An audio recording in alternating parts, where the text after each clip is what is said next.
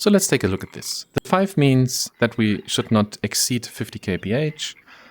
The white triangle on green background means beware, actually the next sign will have more than 20 kph higher than the current value. And this on the bottom here means that the gradient is not very high.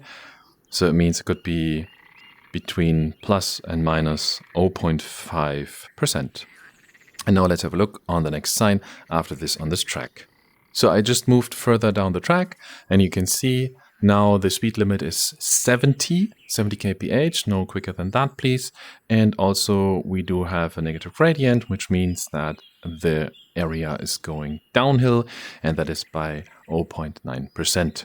And if you do have this setup that you do have two triangles, blue one and the red one, and the minus beforehand always means that you go downhill.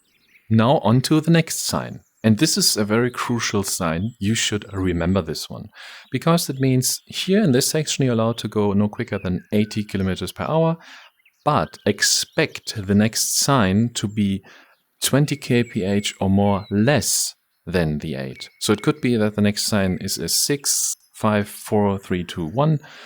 And because of that, you should already begin to brake here. And if this also would hold a decline, then you should think about decelerating, because it could be that there's a very sharp turn coming up ahead. And this is what I meant. Now we went from 80 to 60, so that is fairly all right. And there's a warning available as well that you need to remember. Next sign will be 20 kph less or more.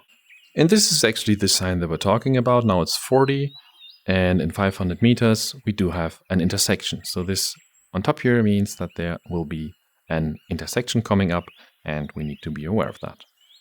And at intersections, be aware that specific directions have other speeds. So for example, here you do have for the right-hand track 50 and for the left-hand track 40.